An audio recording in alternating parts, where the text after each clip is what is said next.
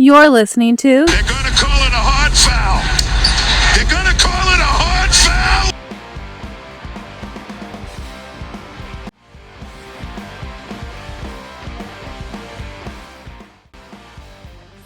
You, like the rest of America, will never ever forget where you were for the LUKE Kornet game. And we are a That's hot right. towel brought to you by the what? Fan First Sport Network, bitch. The LUKE Kornet game. Yes, he doesn't have to worry about only getting the minimum anymore.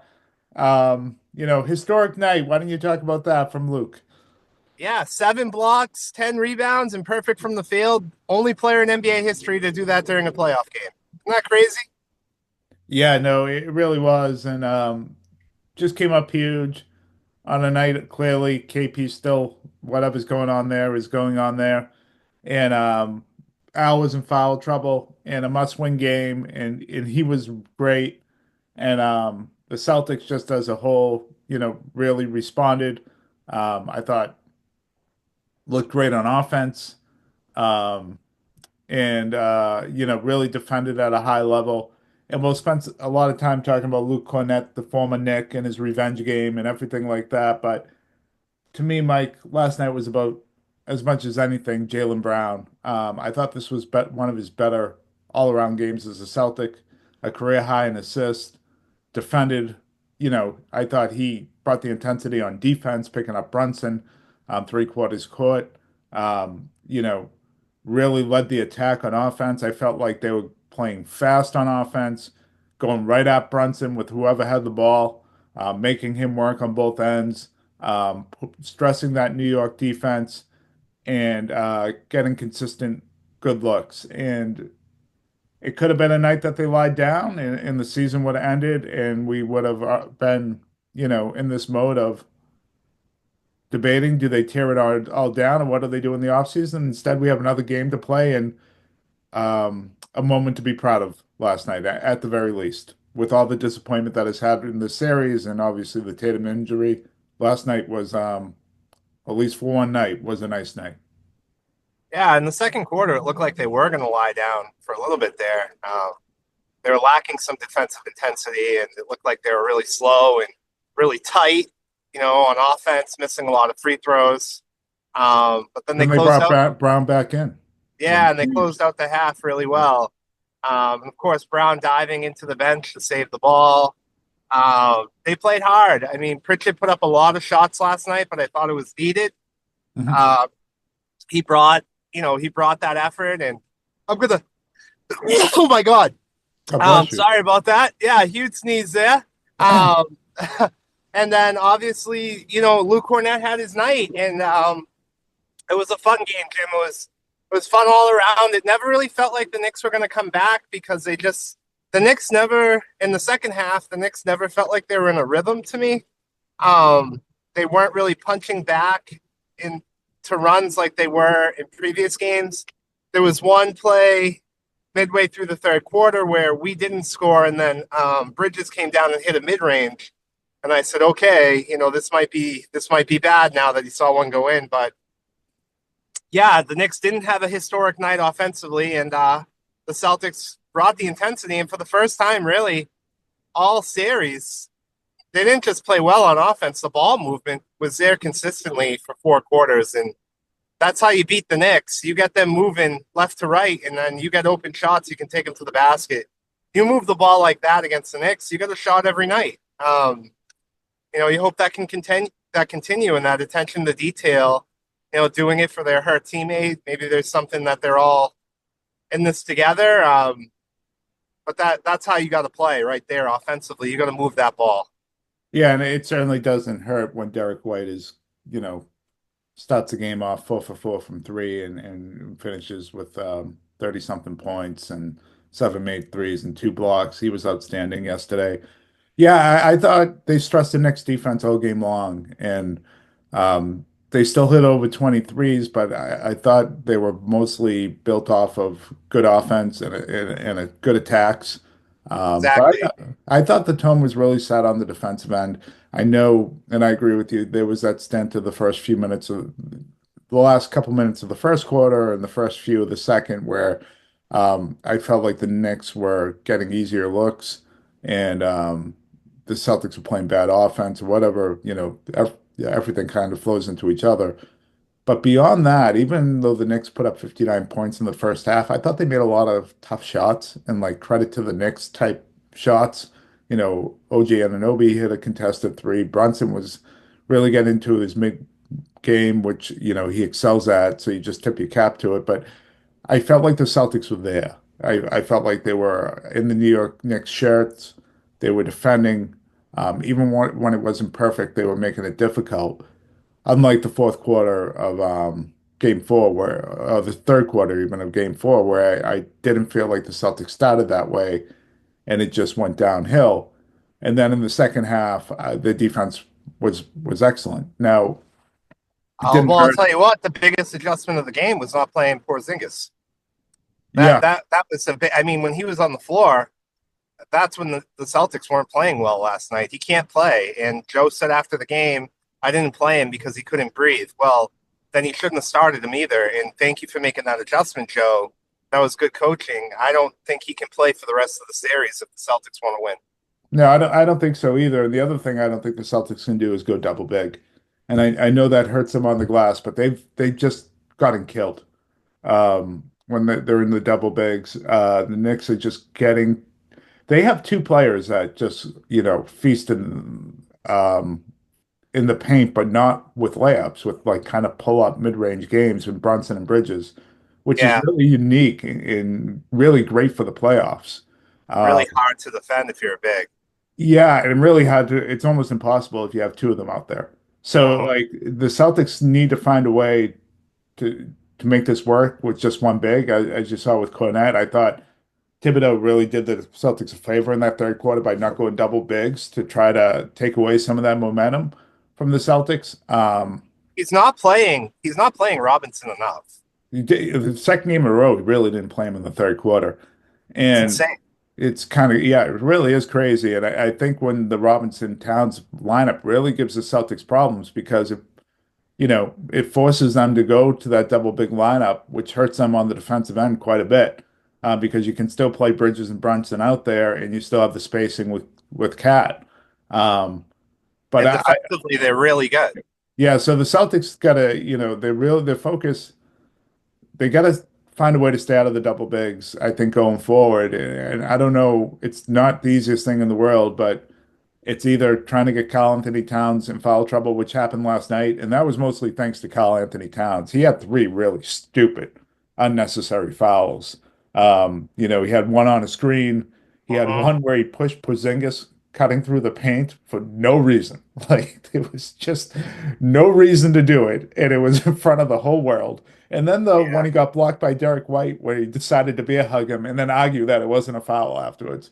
Like, thank you, Karl Anthony Towns. Thank you for picking up those stupid fouls. yeah. I Uh, think he had his worst game of the series. he had his worst game. So, like, for the Knicks, he needs to stay out of foul trouble.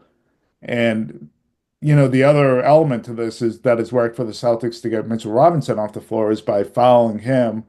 But last night he made his free throws. So that's going to be an interesting development going in.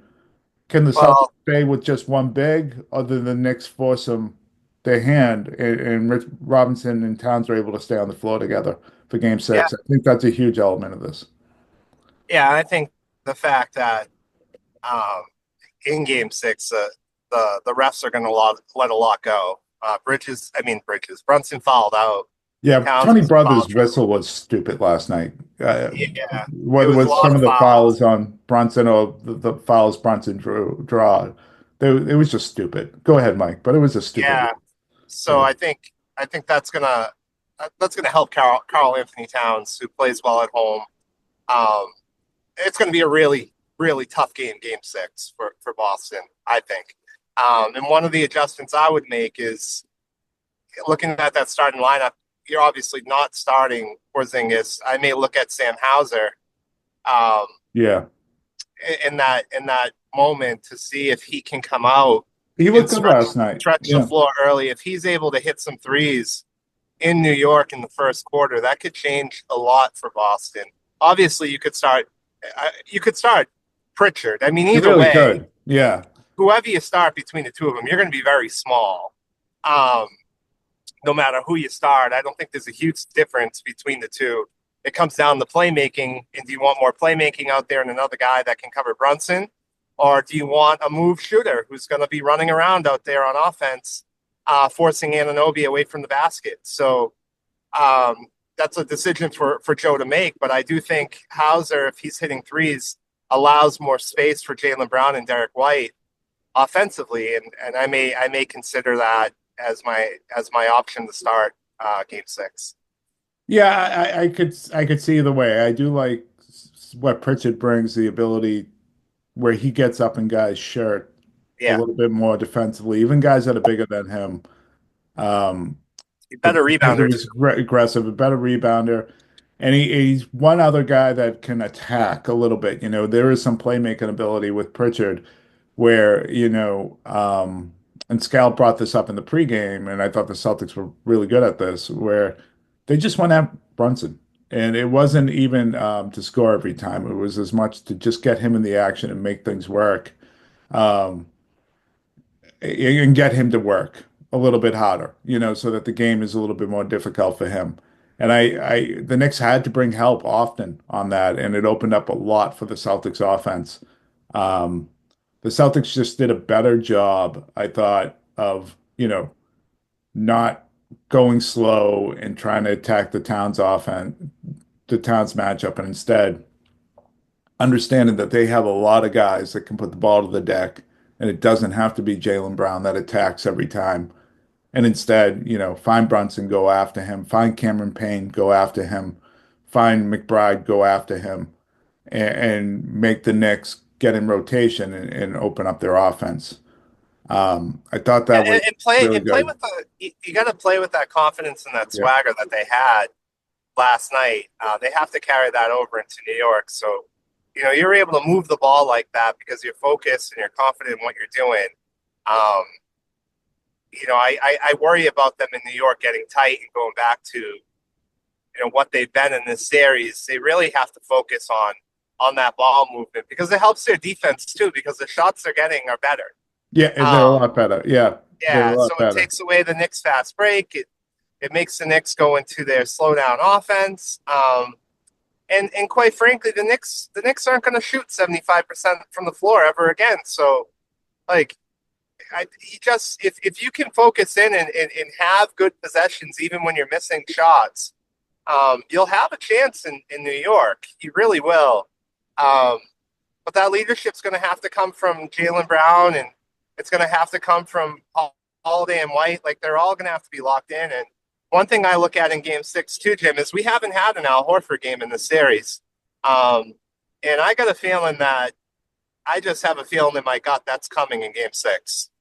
Yeah, and he didn't play a ton of minutes in that second half because of foul trouble. He came out with a couple minutes into the third because he picked up his fourth, and then he was great to start the fourth, but he picked up another foul, and he was out after a few minutes of the fourth. So he only played like 6 minutes total, 7 minutes total in that second half, because they didn't need him, didn't come back in. So hopefully you worry about these day offs, only one day off travel for a guy like Al, the age, but maybe, him not having to expend as much energy in that second half could be really helpful here.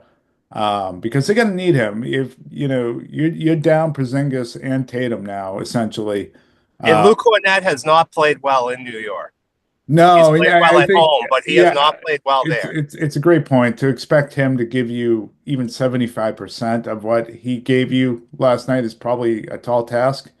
I think Um, you're right. Yeah. he was that good, but at the same time, like there is this element to like basketball where if you know you're gonna play, the confidence just rises up, right? If you know Mhm. those minutes are there for you, like your confidence level just rises up, and he has performed pretty well all season long. I just don't. It does. They've been trying to play him a lot with two bigs, and it just doesn't work. Playing by himself. Yeah, out there by himself. The spacing's there for him, the way he can roll to the basket, and um, he was a force, and they're gonna And the need screens he was good setting effort. last night. Yep. Oh my God, this guy. Yeah, so yeah, it was a great win. I'm looking forward to Game 6. I almost got into a really bad car accident on the Oh, highway. he was Yeah, probably a Knicks fan. yeah, it's probably a Knicks fan. Absolutely, yeah, probably working for ice. Probably working for Ice, Knicks fan. I am glad you're okay there, Mike. Speaking of Knicks fans, like obviously they're in the driver's seat here. They should close this thing out. For the first time all series, they're a favorite. I think they're a 2-point favorite. I Uh, don't hate Knicks fans. I kind of like them. I hate them. Like Wow, They're New York fans. What's there to like about them? They're all a bunch of goobers. I don't know. There's videos of Tatum being carried off the floor. I don't know. There's some nice things I've seen. There's a lot of videos of them I I cheering when he follow got hurt too. I follow a lot of their accounts on X, and they are very emotional people. Yeah, they're a bunch of goobers, and there's nothing more for that shithead fan base that I would enjoy. All the years they would laugh at us for Sox fans for their suffering just us to continue for them. Like if they actually lose, so it's flipped now, right? Their expectation is now on them. The expectation was on the Celtics all series. The pressure is now on them. They should close us out. They should win. They're up 3-2. You could say they're the better team now with Tatum out. Maybe it's marginal. Maybe it's really close talent-wise. But you would say they have the advantage being up 3-1, now 3-2. Oh God, would it be satisfying to me for them to lose. The Celtics could get swept in the next round, and this would just make it the season for me if they were able to come back and to see the just pain of these Knicks fans and losing this opportunity. That would be just delicious. It would be so delicious for me. Yeah, we'll see. I don't know, Jim. I think Game 6 is going to be really difficult for I do Boston. too. Yeah. Yeah, that place is going to be loud. Obviously, it's going to be a hard place to play, and I have a feeling the whistle is not going to go Boston's way, so that's going to be against them too. It would be a really tough, gritty effort, and they're capable of it. Obviously, they got guys who have done this. And they're going to need an even better Jaylen Brown because I don't think Derrick White's going to put up 35 again. So they're going to need him not just to have the assists and the rebounds and the defense.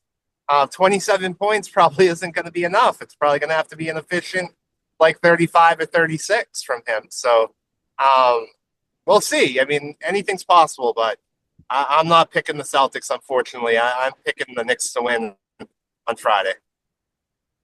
Yeah, I can understand that. So there is this element to it. The last three times the Celtics have been down 3-2 on the road. They Um, won.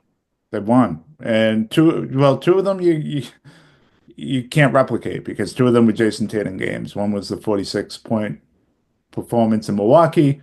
And then The Philly. other, the Philly where he didn't score at all and then went nuts in the fourth quarter. The other one was the Derrick White buzzer beater game. But I do think this team in these situations have responded. And I don't think the one thing I don't think is going to bother with them is being on the road and being in Madison Square Garden and the place being loud. I don't think that bothers this team. I actually think they play better than they do at home in these situations. So I don't think that or the pressure. Um, Well, I'll I say think it's going to this, be like, more about the Knicks if the Knicks win than it will be about the yeah, Celtics. And I think the Knicks are fully capable of that.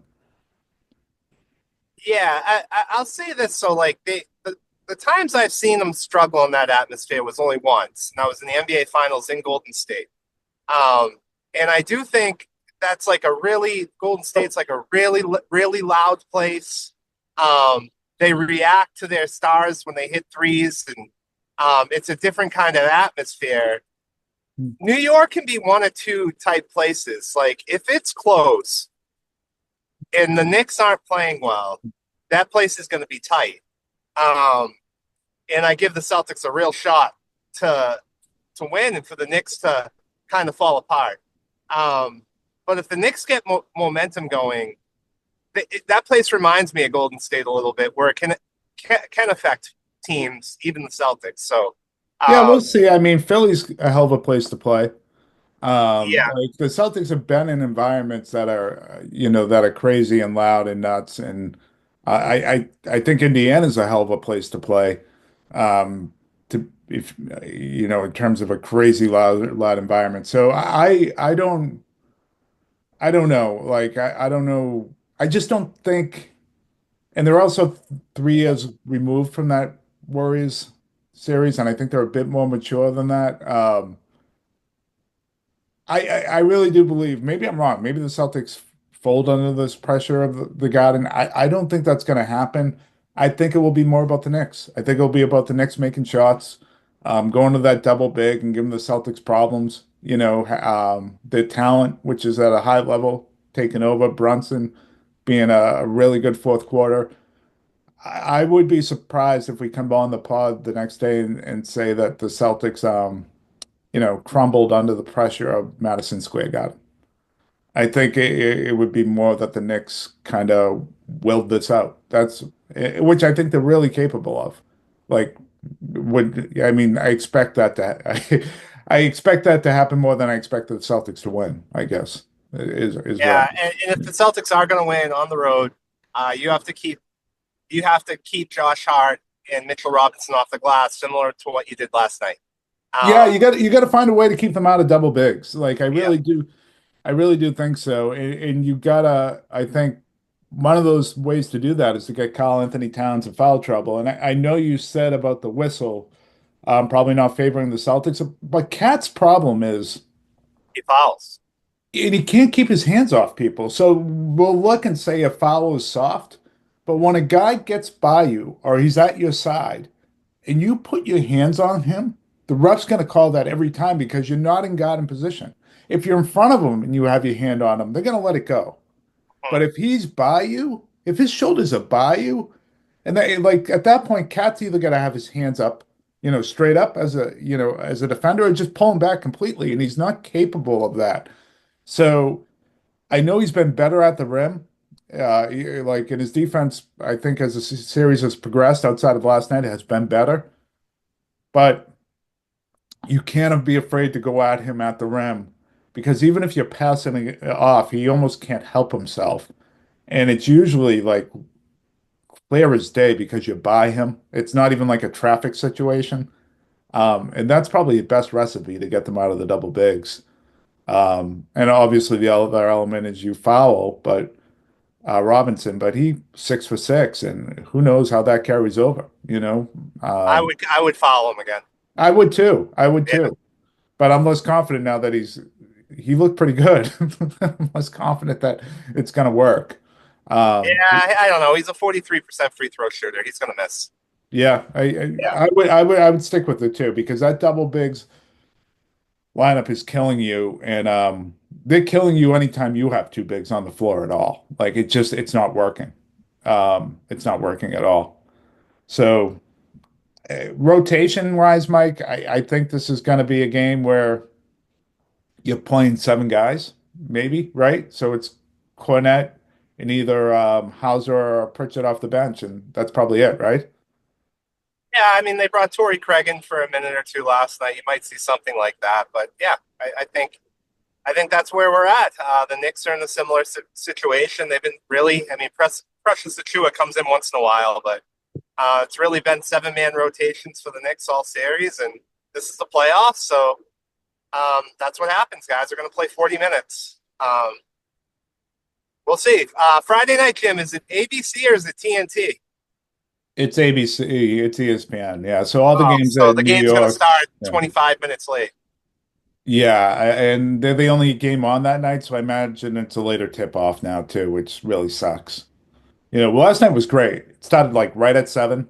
Yep. It's over at like 9:30. That's perfect. ESPN, it's what did they start the other? It was tip off was scheduled for 7:30, game 4, and it didn't start to what? Quarter of 8, 10 of 8? Yeah. Yeah, I mean, come on.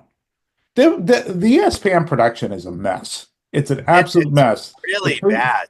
Yeah, like the Stephen A. Smith element to like a pregame show is so obnoxious. Kirk is obnoxious. It isn't funny like the TNT show at all. And then Breen, Burke, and Jefferson. I actually think it's better. I think Jefferson's better than Reddick at this, honestly. I think Reddick is just such a pompous dickhead, and he They comes should have across never that way every fired time he Mark. opens. Yeah, Yeah. they should have fired Van Gundy and Mark Jackson. The No, only no. reason they did that is because they were critical of referees on the air. I know that's the only reason they did it because Yeah, that was a good crew. it really that was good, and it was entertaining, and there was chemistry there. Um, yeah, it just but the product and how they start so late just really that annoys the crap out of me. Yeah, You I can't schedule a believe. time to get down there to watch a game, and it's like, okay, I'm watching more of Stephen A. Smith now. Like, what is this? Yeah, or like ridiculous amount of commercials where, like the TNT production is. I can't believe TNT's giving it up.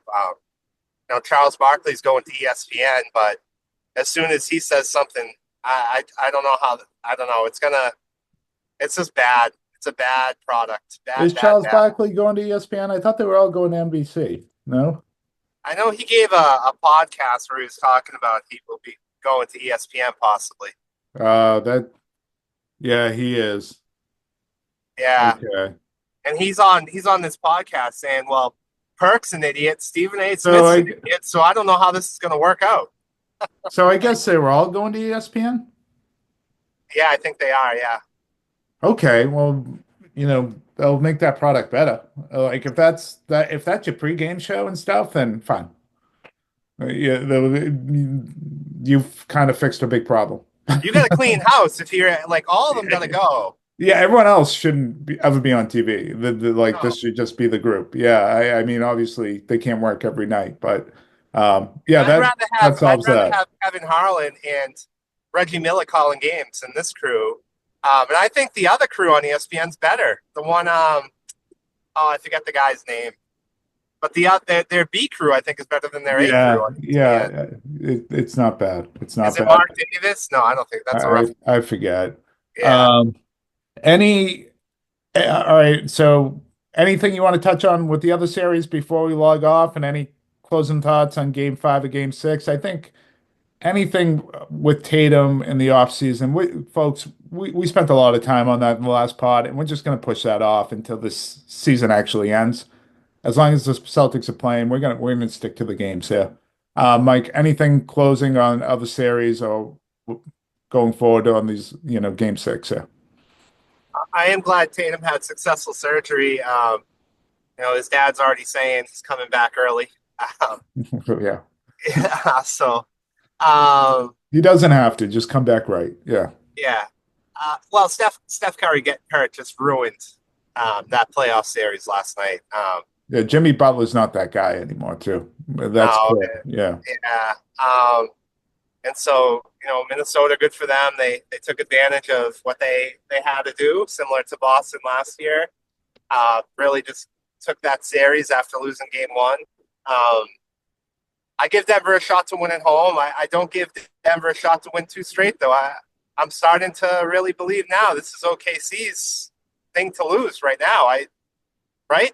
Like they're the front runner to take this Oh, whole thing. yeah. So if they don't win the championship now, it's a huge disappointment. Like Minnesota just doesn't look ready for prime time. This series against the Warriors, three straight games with 20 turnovers. You don't survive that against a good team. The Warriors are not a good team right now, without Curry out there. Butler, looks like a shell of himself, which is a shame considering he quit on his team earlier in the year. So to have this end for him like this, I'm not exactly disappointed. I do feel bad for Curry and Warriors fans, but not Jimmy Butler. Um, yeah, no, it's for them to lose. So, but Mike, if the Thunder lose tonight, um, you wouldn't be concerned about them in the game seven? It's just hard to beat them twice in a row with the way they defend. Um, I would be concerned about them as a young team. Going Really, against Jokic? yeah. And that obviously, but Jokic scored 40 something, Jim, and they lost at home. None of his teammates showed up in that fourth quarter. He also had a Um, game where he went 0 for 10 and they won. yeah, we'll see. Basketball is weird. It's just like Tatum had 44 and they lost and they won without him the other night. So it's like there's ebbs and flows. I don't think one has anything to do with the other. I just think the Thunder's really got to look at this as a game seven to me. They need to think we got to close these guys out.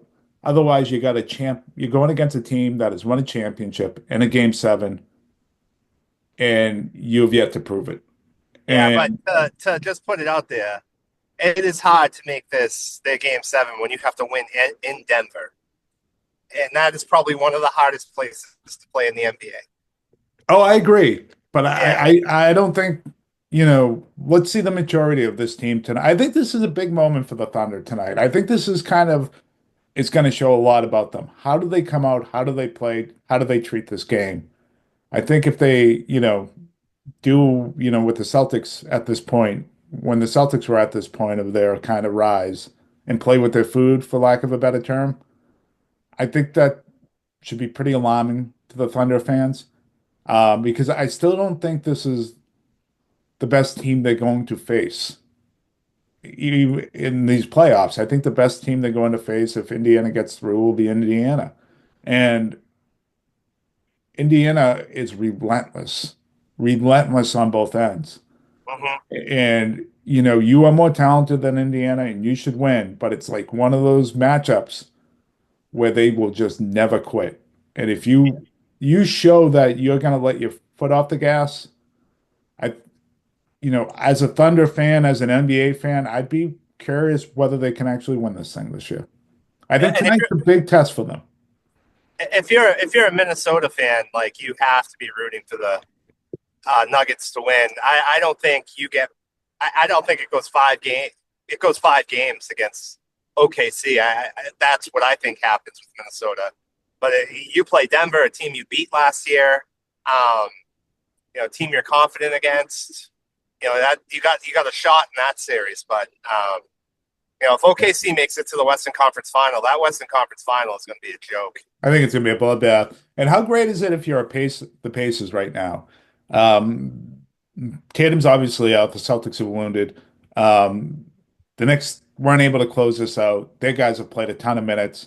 There's like a long history of wearing down and injuries with these Knicks players, and now it extends to another game. And if it ever went to a game seven, I mean, I'll tell that's you what. that's a great scenario for the Pacers. If I'm a Whoever Pacers comes out of fan, this. I'll say this: if I'm a Pacers fan, I want it to go 7, but you better damn hope that it's the New York Knicks that win Game 7 because yes, the Pacers should win that series against the Celtics, but you start the series 0-0 and the Celtics aren't down 3-1 with this team. I'm going to have a little bit more confidence going in that the Celtics can make it a drag it out 6 or 7 game series against Indiana because there is championship metal on this team. You go in with some confidence. You got a shot against. You got a shot. You got the home court if you're Boston. So Indiana better hope it's New York. Are they in for they'll be in for a tough series against the Knicks if they're healthy. But I give Boston a shot, just like I give New York a shot. I think no matter the Eastern Conference Finals, I think it's going to be a good, hard-fought, long series. But regardless of who Indiana Pacers face, I'm going to pick the Pacers. I'm going to pick the Pacers too, Yeah. but I wouldn't be surprised if they lost. I wouldn't be surprised if Boston made it to the NBA Finals if they win 3 in a row here. Yeah, well, they have a little bit of magic for sure. And I think you and I should be rooting for Denver. I do. Yeah. I think we should be rooting for Denver and we should be rooting hard for Minnesota. Because if Boston pulled off this miracle run and played OKC, they would get fucking swept. Yeah. Without Jason Tatum and the way Jaylen Brown plays against OKC, that would be the ugliest, and that would be as ugly as when Miami played LA in the bubble. Yeah, and I got to tell you too, and we should close the pod. The Cleveland Cavaliers would have been a nightmare matchup for this version of the Celtics. Oh, yeah. Yeah. I mean, So like if the Celtics were ever able to sneak by, the which Pacers I don't. Yeah. I felt like were the worst matchup for the other version with Tatum and Porzingis. But for this version of the Celtics, that Cavs team would have been with Mobley and not having Tatum available to attack the mismatches would have been very difficult for the Celtics. Yeah, I think it's more Yeah. likely than not that the Cavs and the Boston Celtics just brutally disappointing ends to the season is what we're looking at. Yep. Um, and when you think about, we didn't talk. We should probably get back on the show with those guys in Cleveland and just check in with them. Like, what is their plan now going forward? I've heard LeBron James rumors, which I don't always agree with Nick Wright. I think it's a really good idea for Cleveland to entertain that, but we can talk about that in the offseason. Yeah, I don't know. The only thing I'll say about it is like I think the expectations for the Cavs are always out of whack. I never saw them as a championship team. They're just not built that way. They're not a very good defensive team. They're a middle of the pack defensive team, and they're highly reliant on small guards, which I just don't think is a recipe. They're really excellent regular season team, Mm-hmm. and I'm not so sure that's something fans should be disappointed in. Like I always thought the expectations for them in the postseason were out of whack. Um, and they probably overachieved their expectations in the regular season, but they're kind of built to win a lot of games. Let me ask you this: so, if you're But they're Cleveland, not, right, yeah, and say LeBron, he says he wants out, in LA, and now LA doesn't have much leverage. Would you dangle a couple first round draft picks and Darius Garland to bring him in? yeah, that would be interesting. I definitely think it Yeah, would. With Darius Jason Tatum Garland out next year, and Jared Allen, maybe. If I'm LA, I'd want Allen in that deal because the five with Luca is so much more important than then Garland. I don't even think Garland fits with Luca. Um, so yeah, but I just find it hard to believe that LeBron. I think he had more to do with Luca going to LA than he will ever admit. Is going to walk away. Oh, but From, LeBron loves a storyline, man. yep, Think about that storyline. This is where he yep, ends his career. I yep, don't know. I think I give it a 30-40% chance. yep. All right. All A right. story for another day. All right, Mike. Go C's. Go Seas. Let's Sunday at the Garden would for Game 7 would be amazing. Amazing. All right, we'll talk to everyone soon. And let's build up Alcatraz.